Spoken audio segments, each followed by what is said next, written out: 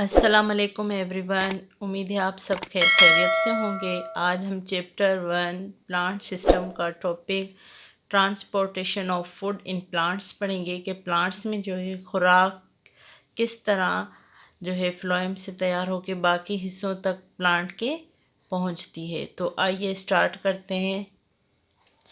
तो जी, all living beings required food and water. हर जानदार को ज़मीन पर जो जो भी जानदार हैं, हर जानदार को क्या किस चीज़ की ज़रूरत होती है? फूड एंड वाटर की, खुराक और पानी की ज़रूरत होती है ज़िंदा रहने के लिए, ताकि वो उस दुनिया में सरवाइव कर सकें। ठीक है। Plants prepared their food through photosynthesis.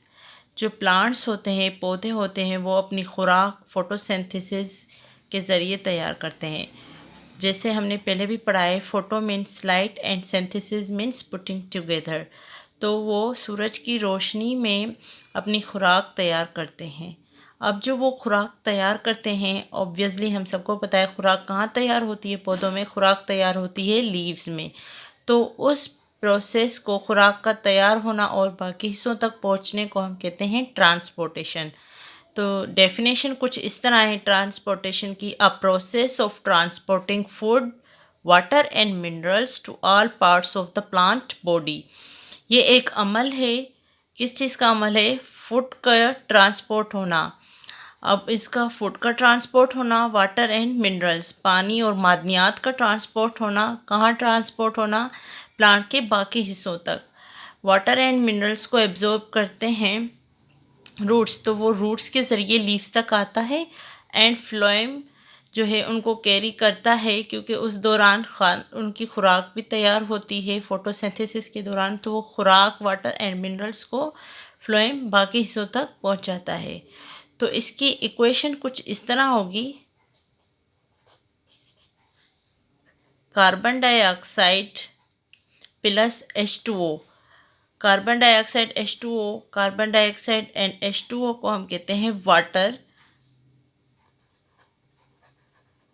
Water का फार्मूला है, एंड ये कार्बन डाइऑक्साइड का फार्मूला है। ठीक है। किसकी मौजूदगी में? सनलाइट की मौजूदगी में। C6H12O6 ये है ग्लूकोज का formula. H2O water and oxygen.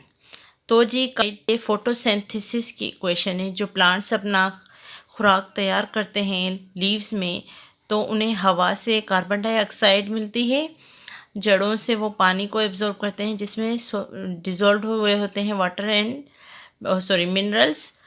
तो जी, इन दोनों के ज़रिए वो अपनी खुराक तैयार करते हैं सूरज की रोशनी की मौजूदगी में, और हमें बाय प्रोडक्ट्स देते हैं ग्लूकोज उनकी अपनी खुद की खुराक होती है। वाटर एंड ऑक्सीजन वो इन्वायरमेंट में रिलीज़ करते हैं। प्लांट्स जो है, क्योंकि हम ट्रांसपोर्टेशन ऑफ फूड पढ़ रहे हैं प्लांट्स में, तो किस तरह जो है प्लांट्स ट्रांसपोर्ट करते हैं फूड को? Particularly glucose to all parts of the plant through a vascular transport tissue known as phloem. हम सबको मालूम है phloem conduct prepared food from leaves to the other parts of the plant. ठीक है जी। ख़ास करके ग्लूकोज, जिसका फार्मूला हमने पहले भी पढ़ा है, C6H12O6। ग्लूकोज जब तैयार हो जाता है लीव्स में, उनकी खुराक तैयार हो जाती है। अब फ्लोएम का काम होता है कि उस तैयारशुदा खुराक को, क्योंकि लीव्स में खुराक तैयार होती है ना, तो बाकी हिस्सों तक पहुंचाना होता है, और वो काम करता है फ्लोएम। और ये जो ट्रांसपोर्टेशन हो रही होती है, इस प्रोसेस को हम कहते हैं ट्रांसलोकेशन ऑफ मटीरियल्स। आइए हम इसी प्रोसेस को, ट्रांसपोर्टेशन ऑफ को मटीरियल्स या ट्रांसपायरेशन डायग्राम के थ्रू समझते हैं। तो मैंने आप लोगों के लिए एक डायग्राम बनाई है, जिसके ज़रिए हम ट्रांसपायरेशन भी समझेंगे, यानी वाटर लॉस भी समझेंगे जो प्लांट्स में होता है, एंड ट्रांसपोर्टेशन इन प्लांट्स, यानी फूड की ट्रांसपोर्टेशन जो प्लांट्स में होती है वो भी समझते हैं।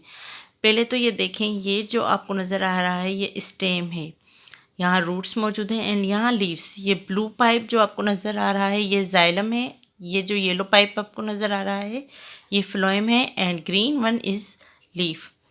तो जी xylem tissues carry water and dissolve minerals up from roots. Xylem का काम क्या होता है, जब जड़ें पानी और मिनरल्स को एब्जॉर्ब करती हैं तो ये उन्हें बकिया हिस्सों तक, लीव्स तक और बाकी हिस्सों तक पहुंचाता है। तो फ्लोएम क्या कैरी करता है, phloem tissue carry food down from leaf. जो फ्लोएम टिश्यू है वो फूड को कैरी करता है और बाकी हिस्सों तक पहुंचाता है। Phloem tissues carry food up from leaf. अब यही जो फ्लोएम टिश्यू है वो ऊपर जो जैसे फ्लावर मौजूद हैं, स्टेम मौजूद है, उनको भी पहुंचाता है और यही जो है जड़ों को तक भी लेके आता है फ्लोएम टिश्यू खुराक को, पौधों की खुराक को। अब जो ये लीफ है यहाँ से एवापोरेशन का प्रोसेस भी होता है जिसे हम ट्रांसपायरेशन कहते हैं, यानी पानी का पौधों से बाहर खारिज होना। अब वो लीफ के ज़रिए भी होता है, स्टेम के ज़रिए भी होता है एंड फ्लावर के ज़रिए भी होता है। तो एवापोरेशन फ्रॉम लीव्स के ज़रिए एवापोरेशन, किस चीज़ की एवापोरेशन, वाटर की एवापोरेशन, जिसे हम कहते हैं ट्रांसपायरेशन। तो जी यहाँ आप देखें तो जाइलम जो है क्या लेकर आ रहा है लीव्स में, water and minerals from the soil. कहाँ से, सॉइल से, क्योंकि रूट्स ने एब्जॉर्ब कर लिया। तो जाइलम का काम है उसे बाकी हिस्सों तक पहुँचाना, लीफ तक, फ्लावर तक एंड स्टेम तक। तो लीफ में लेकर आया है water and minerals from the soil, मिट्टी से। एंड ये जो आप देख रहे हैं येलो टिश्यू, ये क्या है, फ्लोएम है, जो कि क्या ला रहा है, food made by the leaf. अब खुराक जो है पौधों में तैयार हो चुकी है, तो अब ये फ्लोएम टिश्यू कैरी करेगा, जो ऊपर हिस्से हैं ज़मीन के, जैसे फ्लावर है, स्टेम है, उन तक पहुंचाएगा। और जो ज़मीन के नीचे हिस्सा है, जैसे रूट्स मौजूद होती हैं अंडरग्राउंड, यानी roots are the underground part of the plant, तो वहाँ तक भी पहुँचाता है।